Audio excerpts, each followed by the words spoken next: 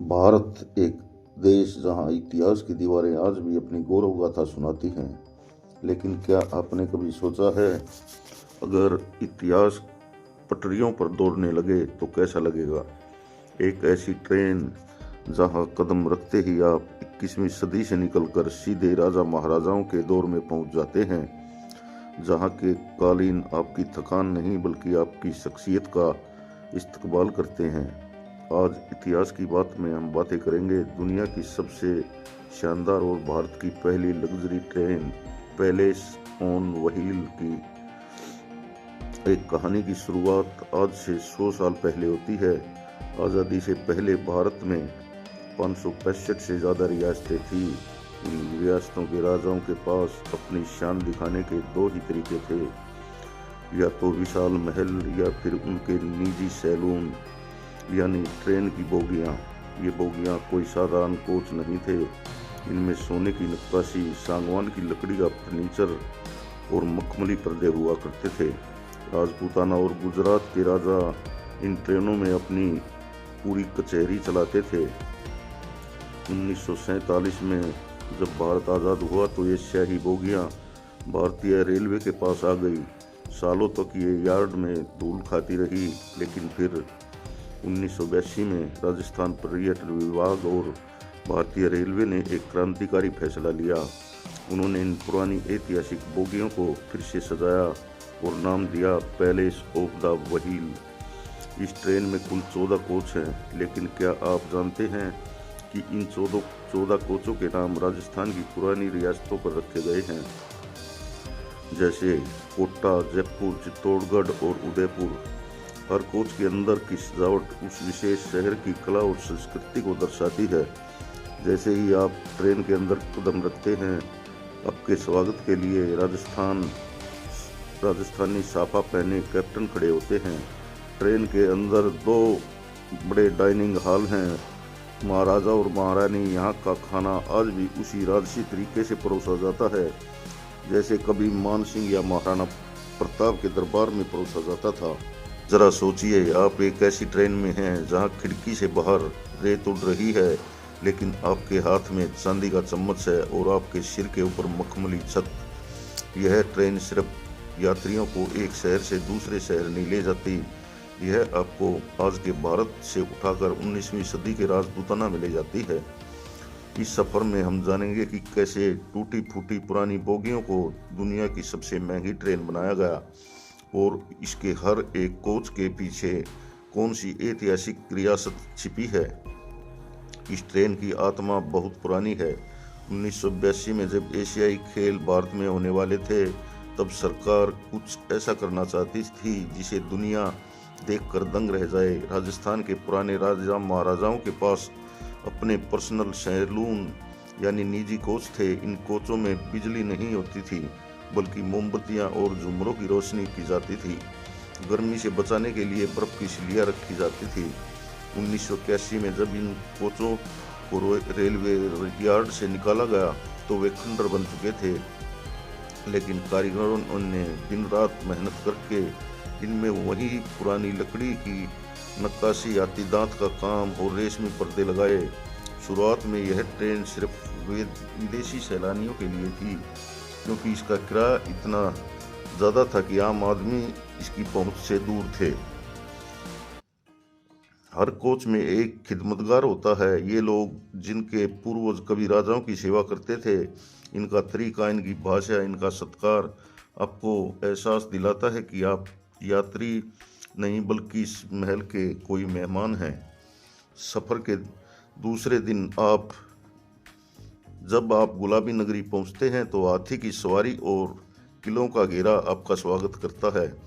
यहाँ हम यह बात करेंगे सवाई जयसिंह की दूरदर्शिता की।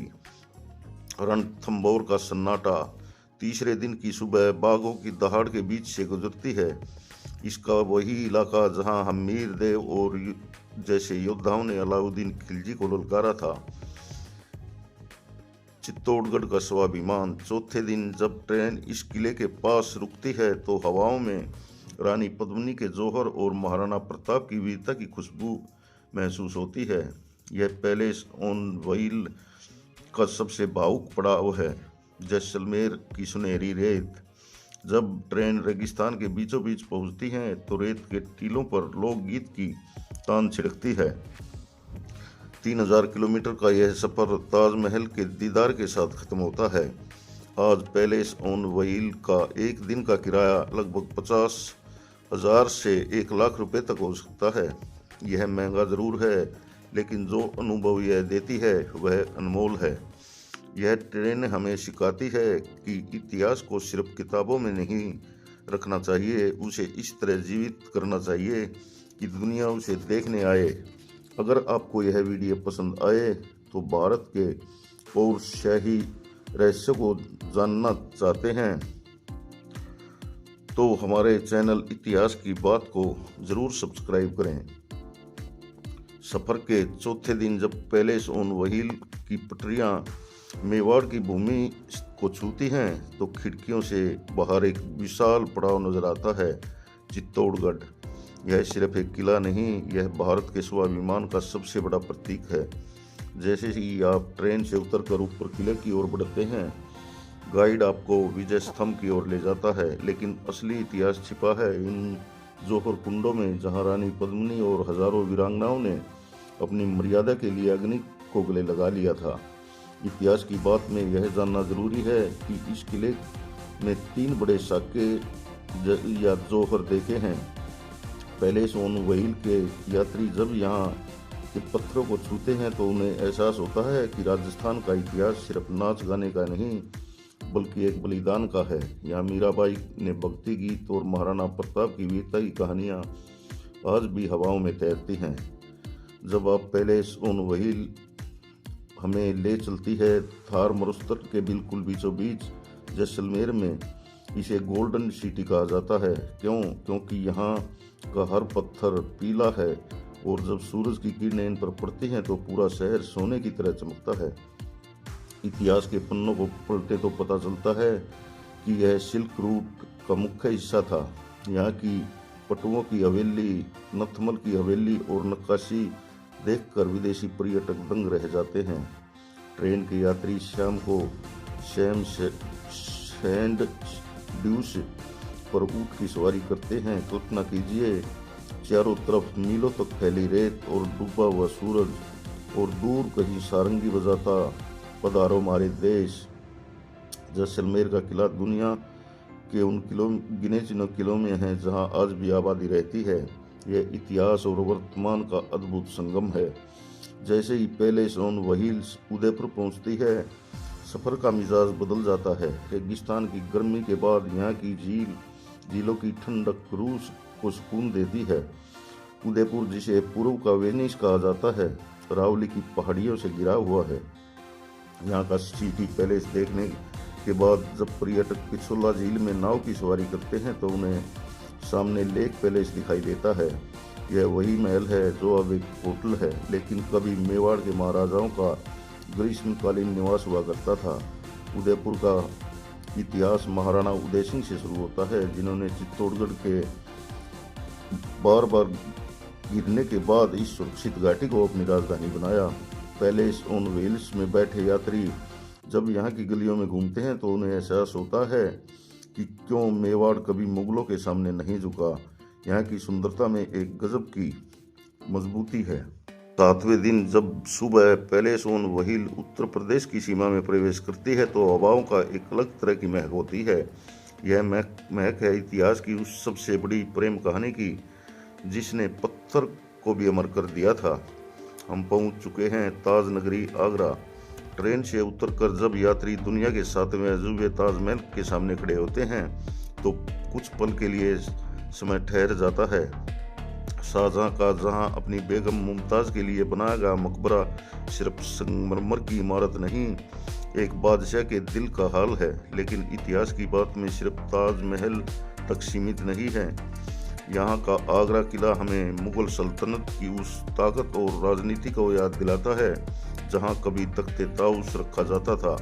पैलेस ऑन व्हील का यह आखिरी पड़ाव यात्रियों को यह सिखाता है कि समय भले ही बीत जाए लेकिन कला और प्रेम कभी नहीं मरते। 7 रातें 8 दिन और हजारों सालों का इतिहास। पैलेस ऑन व्हील का यह सफर जब अपने अंत की ओर है, ट्रेन वापस दिल्ली के सफदरजंग स्टेशन की ओर बढ़ जाती है। लेकिन जो यात्री इसमें सवार हैं वे अब भी नहीं रहे जो अब वो नहीं रहे जो 7 दिन पहले चढ़े थे। वे अपने साथ राजस्थान की धूल, मुगलों की शान और राजाओं की गर्व की कहानियां लेकर आ रहे हैं। इतिहास अक्सर किताबों में बंद मिलता है, लेकिन पैलेस ऑन व्हील उसे पटरियों पर दौड़ाना सिखाती है। यह ट्रेन हमें याद दिलाती है कि हम एक ऐसे देश के वारिस हैं जहां मेहमान को देवता माना जाता है और जहां की मिट्टी का हर कण वीर गाथा है। पहिए थमेंगे, स्टेशन आएगा और सफर खत्म होगा, लेकिन भारत के गौरवशाली इतिहास का पहिया कभी नहीं रुकता। वह कल भी शान से घूम रहा था और आज भी घूम रहा है।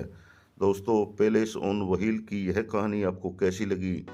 क्या आप भी उन मखमली कालीनों पर चलकर इतिहास को महसूस करना चाहते हैं? कमेंट बॉक्स में अपनी राय जरूर दें। और अगर आपको हमारे देश के इस अनकहे और सुनहरे इतिहास से प्यार है तो इतिहास की बात को अभी सब्सक्राइब करें और बेल आइकन को भी दबाएं ताकि अतीत की कोई भी बात आपसे छूट न जाए। अगली बार फिर मिलेंगे एक नई दास्तां और एक नए पन्ने के साथ। तब तक के लिए विदा लेते हैं। जय हिंद, जय भारत।